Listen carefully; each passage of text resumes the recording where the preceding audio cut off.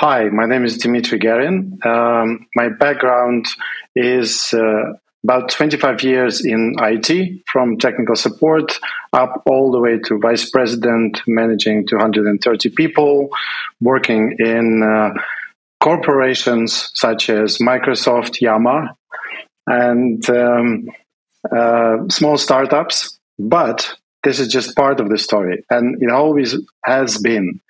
Another part of the story is music. I have been always into music, but electronic music, experimenting, etc. And then I founded an electronic music label, which was my hobby, but another world, my getaway world, kind of, which I used to hide. And then it just started growing and growing. And at some point, I realized I have to integrate it.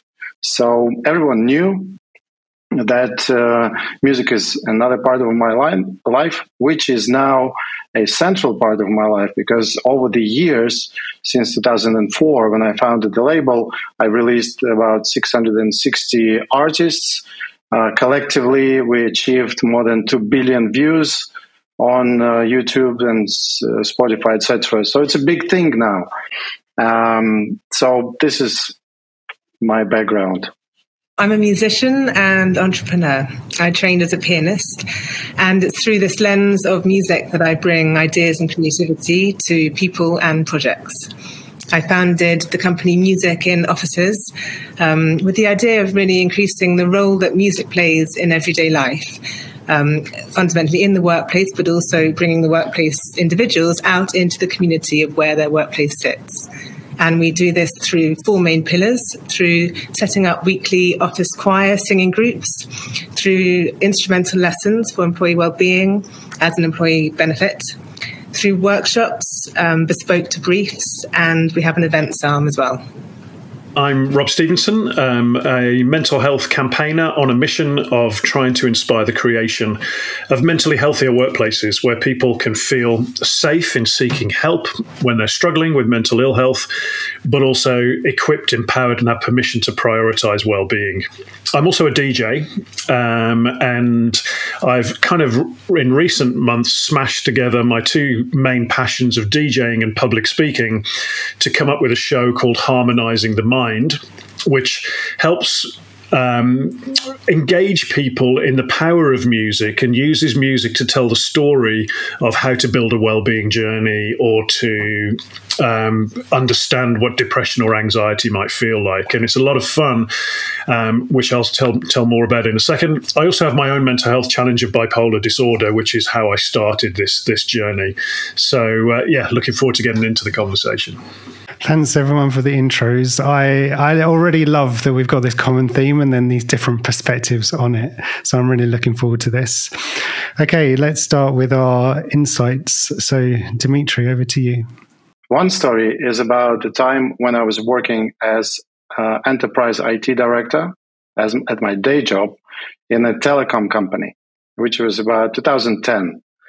And I just started, and another colleague of mine just started as well. So it essentially was a new department. He was in the position of IT architect. And we all had about 10 years of experience under our belts. There were a couple of other people joined from different other companies, so new department. And we all had our egos, I believe. So I certainly had.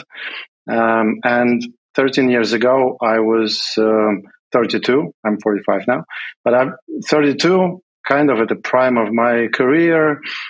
Basically, we were at each other's throats most of the time. And we just couldn't see how we could resolve our differences. It was arguments from beginning of the workday till the end of the workday. And then at some point, I was just talking on the phone with my friend about a release party that we were going to run on Saturday, and he overheard it and at the cafe, and said, "What release party? What do you mean?" I said, "Well, I have this small label. We're doing this parties, etc. And I DJ there as well, and I play electronic music." And I said, "Oh, wow, that's amazing. I'm playing bass guitar." And I looked at him and was like, "No way," because wearing tie and a suit myself. And he said, "Yes way." And actually it turned out that he was doing this for more than 10 years. I was doing my thing more than 10 years. And he said at some point, "Let's jam. I have a studio." So I went to his studio and we jammed, and it was really nice. And then I invited him over to my studio and we jammed there. And then we were talking about this at the cafeteria, in the corporate cafeteria, just basically having fun, laughing about how we really connected.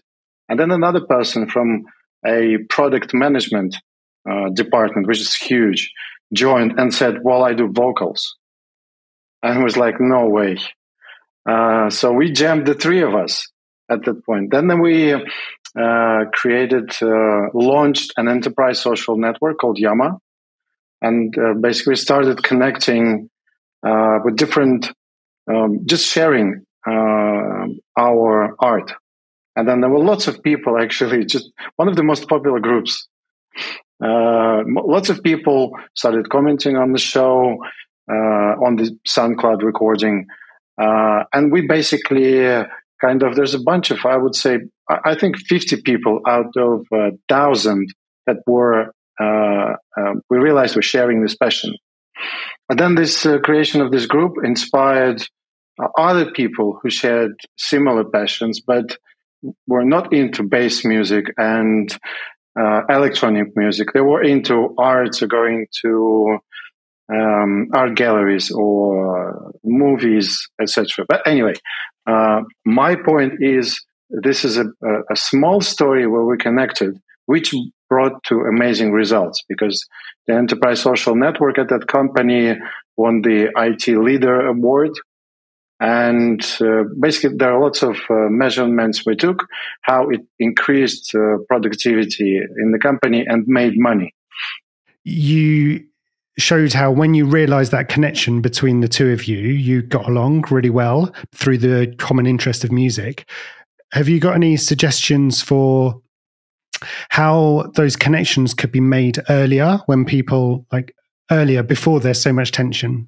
My recommendation or advice would be, if the company culture allows open communication, if you're not persecuted for this, if your safe environment is created, then the earlier you share about your passions, the earlier you get connected to people, and the earlier you have this human connection, which, by the way, affects mental health. So connect as early as possible when you join the workplace. I think it's a beautiful story. I would propose that music is a great way to connect. Whilst we're all very different in our musical tastes and we like different sorts of music, most of us have some sort of relationship with music or listen to music regularly. And I think it's a great way, when we're building those human connections, if we're sharing what music we're into or what we listen to keep us well and boost our mood. It's a real nice way of actually forging those connections. And then, as you did, find someone with similar passions, you can then really deepen that connection. But I think music's a nice starting point if we can create that safe space and forum to share those music tastes and connect in that way. Yeah, definitely. I had this vision in my mind at some point, and I used that analogy or metaphor, that a department or a company is like an orchestra, and the CEO is like a conductor. And I wrote music for orchestras, and I watched people perform the music that I wrote for orchestras. And I realized that there is sometimes I use a triangle just once during the 10 minute composition.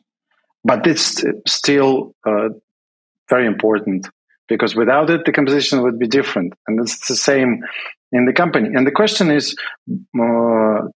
if using that analogy, the question to CEOs or founders would be, what kind of symphony or what kind of piece are you trying to create, and how would you like it to be performed?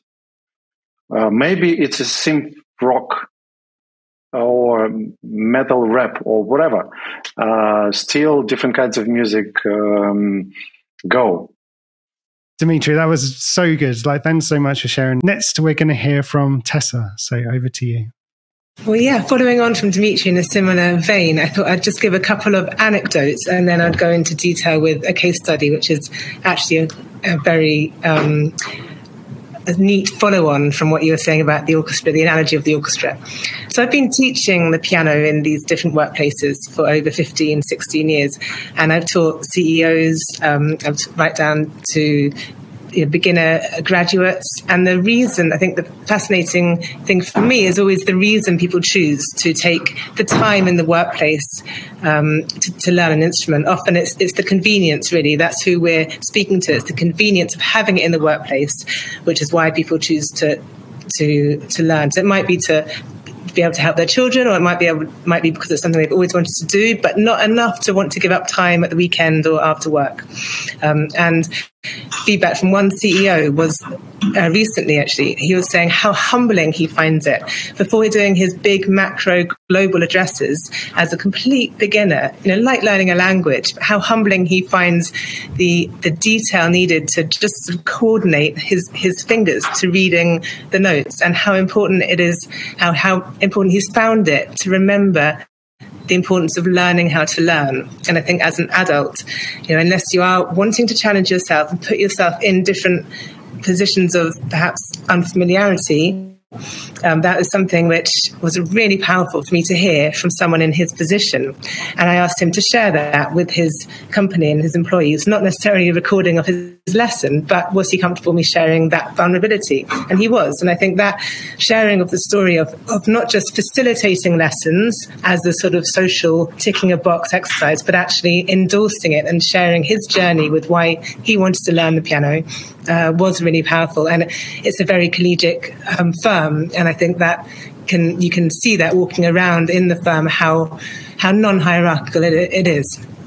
Some other feedback I got recently from another pupil learning the saxophone with another teacher of ours, saying how she's learned more about how to be a mentor through learning to play the saxophone than she has through 25 years of training within the firm. And that, again, speaks how powerfully the experience of making music can be to listening, to learning how to listen, but also learning how to give feedback in a very constructive and thoughtful, considered way. So that was the sort of individual lessons, but how that can affect collectively through the choir. I think, touched on singing together, how powerful that can be, standing shoulder to shoulder, again, in a non-hierarchical way. What happens in a room when you're singing together is you're creating a community of friends, of colleagues who become friends very quickly through the power of the enjoyment, through the sharing of the journey. And some people in that room might read music, some people might never have sung before. And again, that is the unique context, if you like, of a workplace singing group. It's not a choral society. It's not people who love singing, who want to give up their time. It's that convenience of coming away from your desk, of it being there. So kind of, why not? I'll give it a go. And through that discovery of learning to love music, it becomes a whole world that they can enter, with which we can facilitate concert going, kind of increasing attendance in new audiences, but also just increasing that love and understanding of what music can be if you incorporate it into your everyday life.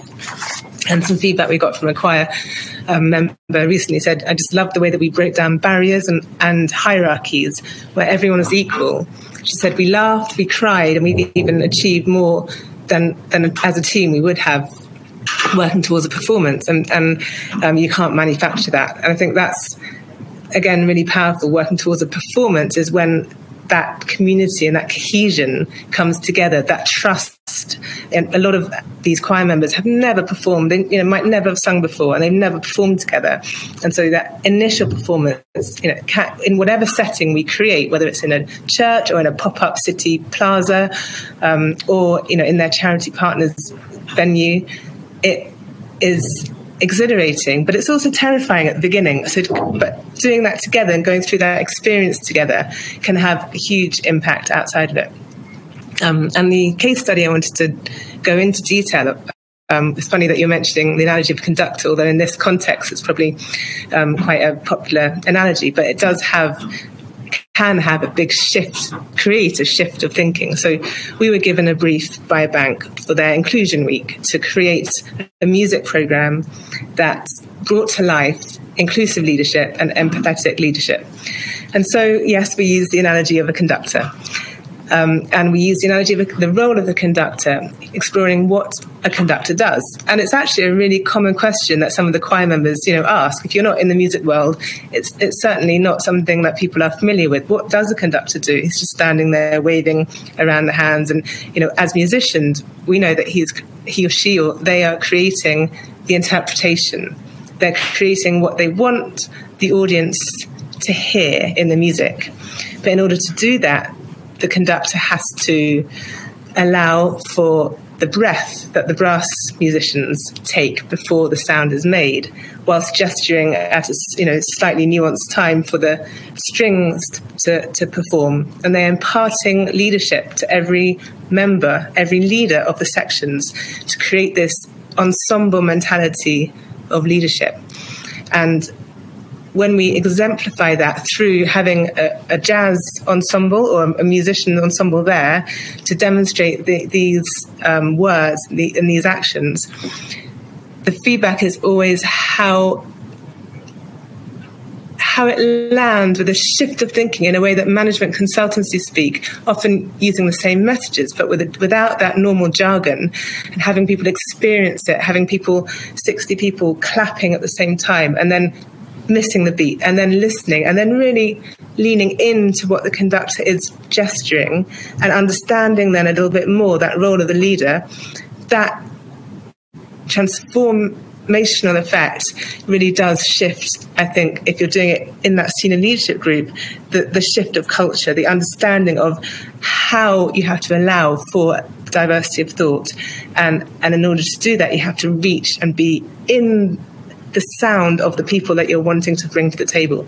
And yes, it's all analogies, and yes, it's all a lot of the same language, but I think it's also really important, and we've learned over the years how important it is to use the language of our audience in order for it to be received and experienced in the way that we know it can have have this transformational effect.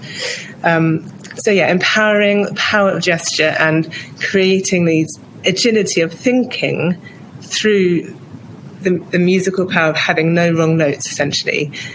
Reacting, that analogy of jazz, reacting, that's the sort of probably one of our most powerful workshops, when you're seeing a jazz ensemble, seeing them in action, seeing the improvisationary approach and process that they're taking, but crucially, the speaker, the leader, whoever we have facilitating that workshop, bringing an understanding of the audience of what is happening in that process in their language so that they can recreate that, if you like, in the boardroom. I think that is where music in a company culture can sit, and through the holistic approach that hopefully we bring to a company through the lessons, the singing groups, the workshops, and then the events, if they're just having an away day, have some music making. It's just having this music integrated into the fabric of the business, I think, can have a powerful result. An observation, I love the CEO being grounded and humbled by going back to learning. And I think lifelong learning is really important, isn't it? And I think there's something very powerful for those in positions of senior leadership that actually they are grounded and they are humbled. And my other observation, I was thinking about your jazz ensemble, where there is different interpretations, and it involves psychological safety, doesn't it? It involves a safety of we're going to try something. It might go wrong, but we're going to be pulled back onto track. But it's okay to try, and it's we'll learn from that kind of creative thinking. And then my final observation was, when you were talking about the conductor, it's kind of adaptive leadership, isn't it? So how to lead for the brass section will be very different in theory from the string section. And we can't, treat everybody with the same brush. We've got to understand that we're very different, we're very diverse, we're very unique, and people might need different styles of leadership. Yeah, exactly. Yeah, I've got also a reaction and a question then. And thanks for sharing what you do, Tessa. That's exciting, because I remember I was once at a kind of a corporate kind of a team building event set up by an HR from a huge corporation that joined our really growing startup. And she tried to organize something musical, but she didn't have any training or in music. So, and that was really scary for most of the people, because I think what's important here is how people understand music, how they listen to music, and how they perform it together. If the main goal is just get everyone in the room and then, I don't know, just play music, it's not going to work. And I really appreciate the amount of nuance that you shared today, and that I'm sure you used during the programming, because that is what's needed. To bring people together to perform something.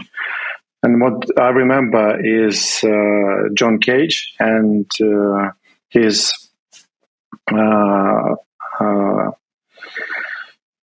just listening to chairs, right?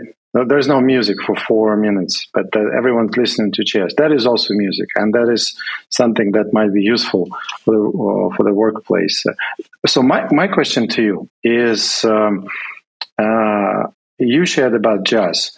What other styles or genres you discovered that are working in the office, and which ones are not working? I think it's the importance of the leader. It's the leader who brings people on the journey with them. So beatboxing, that's worked really well. People love learning beatboxing, and we have a great leader, Randolph Matthews, who can bring a room along with him. I think classical music, also works well. We've had a string quartet perform in a law firm and talk about the roles within the string quartet, and even though it's all strings, the different sounds and the roles that each of the quartets play, each of the players play. We've done samba drumming, I think, is probably the best example of a successful style of music. Samba is the most democratic form of music making, and some people would say that you can have. And that analogy of the echo from the top, how can the leader in a huge carnival, the beat that the leader plays, be played at the same moment miles back? And that needs sectional leaders throughout the carnival. So samba drumming we did with about 150 senior leadership bankers.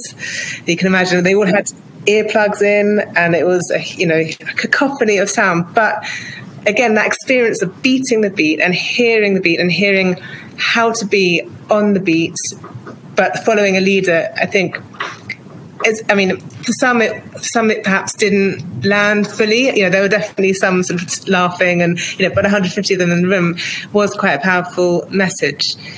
We haven't ever, and I say this in all honesty, had a workshop which didn't have success, because once the leader is in the room, there are people who often want to kind of go to the back of the room and they don't want to be singing, but within 2-3 minutes, it is accessible. There's never, a barrier put up. So people do generally, there are a couple of people sometimes who just sort of refuse to take part, but generally any style of music, depending on the context, does work really well.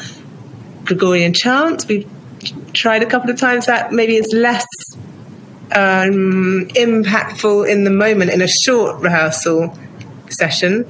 However, I think there's still a place for Gregorian chant in the Wellbeing, certainly in the Wellbeing workshops that we need. They were great questions. Thank you, Dmitry. Thank you, Rob and Tessa. You did brilliant.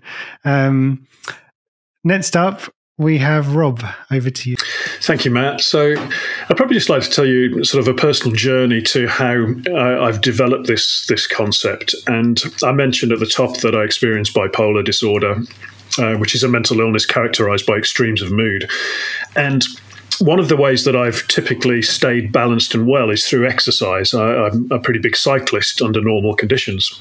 Now, when the pandemic hit, I got COVID pretty early, and then I found out that I'd got something called long COVID, which is the post-viral challenges, which has meant for the last 3 years, on and off, I haven't really been able to exercise. And when this kind of hit me, I kind of went through all the stages of grief and thought, I'm going to get really depressed because, for me, cycling is the way that I stay well. And I did get depressed a little bit. But what I found was I wasn't as depressed as I thought I would be. And the reason for that is I'd started to lean back into my passion for music. I was listening to more music. I was doing DJ mixes, which I find very mindful. I'd started to do kind of online gigs. And then when the world opened up, I was looking for, bar and club gigs again. And this got me curious, is why has music kind of helped me stay well when exercise has been taken away? So I started doing lots of research onto it. And I found that music has a positive impact on mood. It can help deal with pain. It can help us sleep better. It can help manage stress.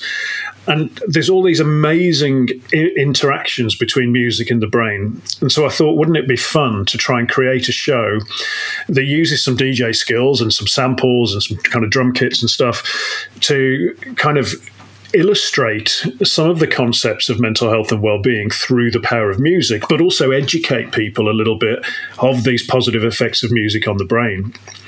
And there's one big context, I think, that where music can help in terms of culture of workplace where well-being is concerned. Because we want to create a culture of well-being and we want people to engage in their well-being and look after their mental health. But because of the stigma of mental ill health, people often think that mental health doesn't apply to me because I'm well. And, it's only those unfortunate people who are struggling. And so often when a client will put on a speaking event on mental health around one of the awareness days, you typically get the same people attending each year. And it's those people that might have a loved one that struggles or who has struggled themselves and has recovered and manages a condition. But you'll get a percentage of the workforce that thinks, I'm not interested in mental health and well-being because it doesn't apply to me. I'm well. And yet, for everybody, we can all benefit from being more intentional and proactive about managing our well-being. And so with that in mind, I thought, would music be something that could help draw a different cross-section of people into the workplace? And so I put a show together that uses music to do a few things. It uses music as a metaphor to describe what depression and anxiety feel like. So for anxiety, for example, I use 2 versions of Clocks by Coldplay, but at different tempos. And I'll distort them a little bit. And it sounds, as I can see you thinking there, Tessa and Dmitry, as horrific as you'd expect. But it gives that sense of ruminating thoughts that go round and round and feel wrong. For depression, I distort and slow down a track. And then I do a fun one, which is for kind of hypermania, which is I'll get about 30 classic house samples and I'll mash them together really quickly, sometimes playing 4 at one time. Generally, it sounds okay. Sometimes it sounds a bit off. But that's the idea of lots of thoughts in my head. And the feedback we get from this is, for people that don't experience depression or anxiety, this musical segment gives them an idea of kind of what it might feel like for someone that experiences that regularly.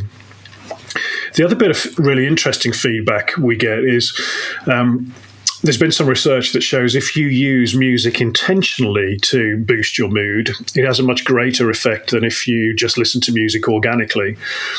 And so we kind of make it a sort of interactive exercise where we'll get people building their well-being playlist But this is the one thing that seems to resonate most strongly with people as a takeaway.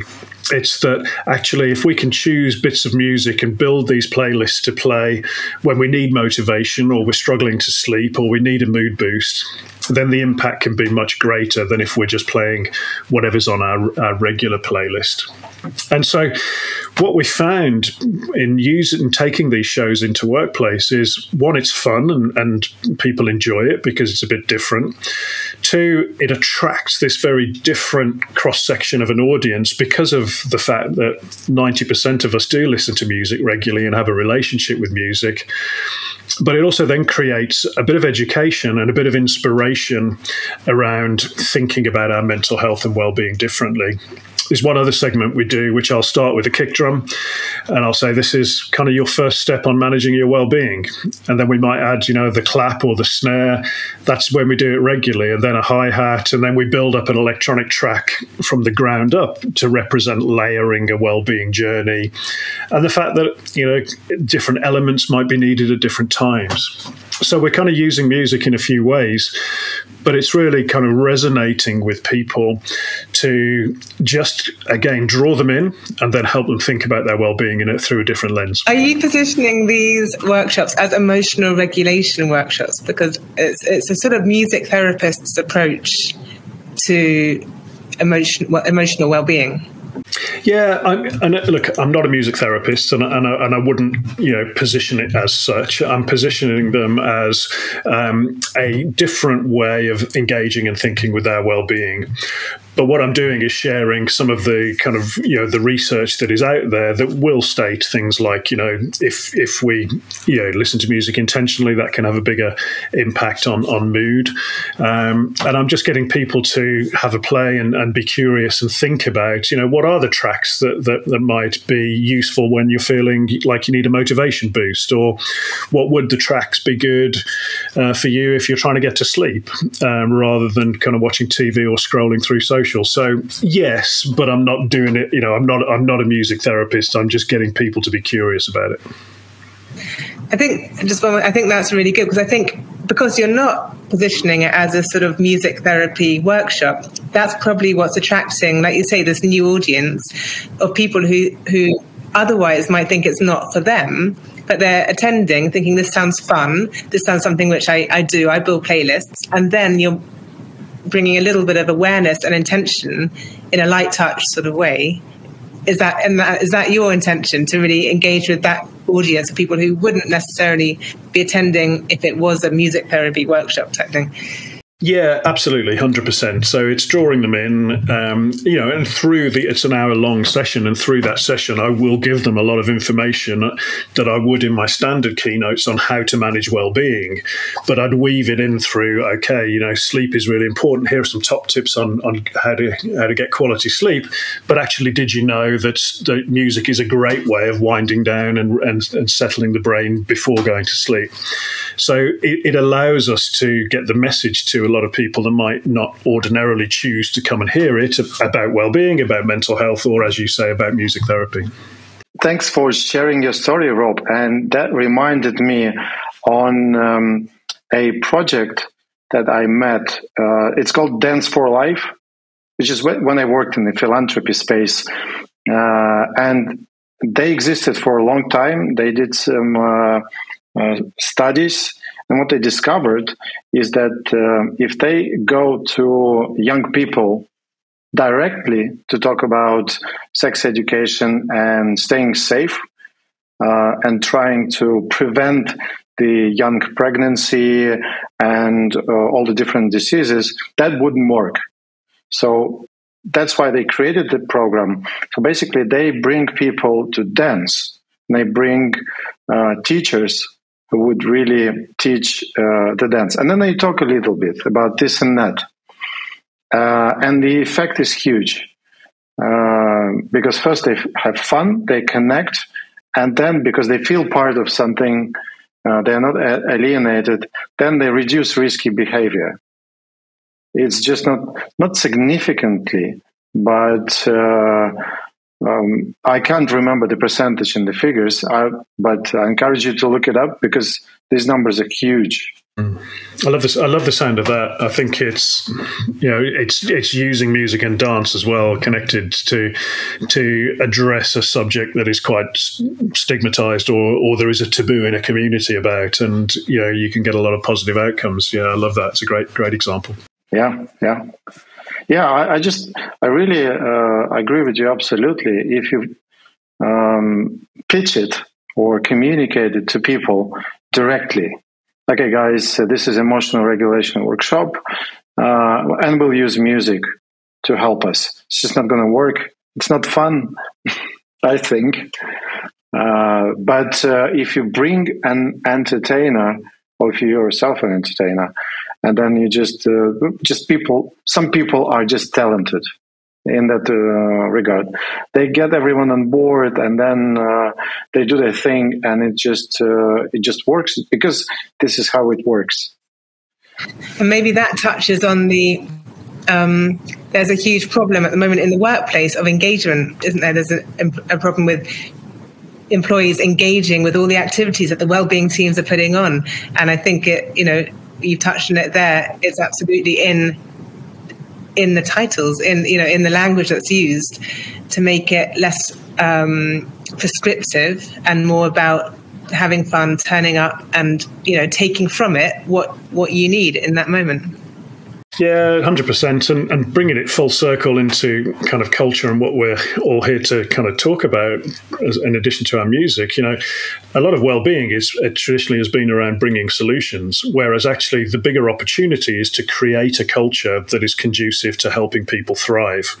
And that is harder to do because you've got to look at work culture. You've got to look at, is the workload right? Is it a fair environment? Do people have a sense of belonging? But I think we can communicate those messages through music and through fun and through connecting people, then actually it's a lot easier to then start to fix some of those problems, challenges. In other words, do I understand you correctly? To paraphrase, to listen to people. Yeah, for sure. Yeah, for sure. But we don't do enough listening to our employees, do we? Wellbeing is one example. We'll put a load of benefits that we think that they might need, and then wonder why they're not being used and being engaged with. Actually, we need to understand what are the drivers that are causing poor well-being in the workplace. And most of them will be to do with the way we're working, not whether we're, I've got, this solution or that benefit. Rob, thank you so much. As I said, I've loved that this has been a common theme and then such beautiful perspectives that you've shared. Thank you, each of you. If someone's listening and they think they'd like to hear more about your work and your thinking, where can they go? Dmitry? Dmitry Garin on LinkedIn. Also Google my name. I'm on Wikipedia. And listen to Hyperboloid Records, or Google Hyperboloid Records. Hyperboloid is like this mathematical structure. Tessa Marchington on LinkedIn, or our website, musicinoffices.com. Rob Stephenson with a PH on LinkedIn, little octopus after my name. And if you're keen to hear a few DJ mixes, I've got a Mixcloud account, which is moodswing_DJ. And you'll get some good electronic beats there.